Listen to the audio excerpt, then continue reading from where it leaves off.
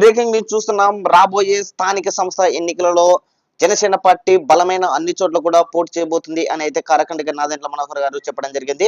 అదే విధంగా 2024 ఎన్నికలలో వచ్చేసి కొన్ని కూటమి ఎన్డీఏ కూటమి ప్రభుత్వం వల్ల కొన్ని చోట్ల సీట్లు నష్టపోయే పరిస్థితి కాబట్టి అప్పటికి వెనక్కి తగ్గాము. డెఫినెట్లీగా ఈసారి స్థానిక సంస్థ ఎన్నికలలో మనకు డెఫినెట్లీగా భారీగా కూడా పోటీ చేసి వెనక్కి తగ్గే ప్రసక్తి లేదు అని కూడా.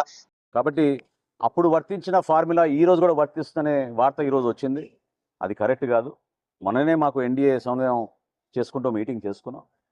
సో రాబోయే రోజుల్లో మన బలబలాలని బట్టి, మన నాయకత్వాన్ని బట్టి, ఏ మున్సిపాలిటీలో ఏ జిల్లాలో ఎక్కడ మనకి నాయకత్వం బాగా ఉందో వివిధ పార్టీని సమన్వయపరుచుకుంటూ Telugu Desam party, Janasena party, Bharatiya Janata party మూడు కూడా ఒక బాధ్యతతోటి క్షేత్రస్థాయిలో నిలబడిన నాయకత్వాన్ని గౌరవించుకుంటూ వాళ్ళకి అవకాశాలు కల్పించుకుంటూ తీసుకెళ్లాల్సిన అవసరం ఖచ్చితంగా ఉంటుంది.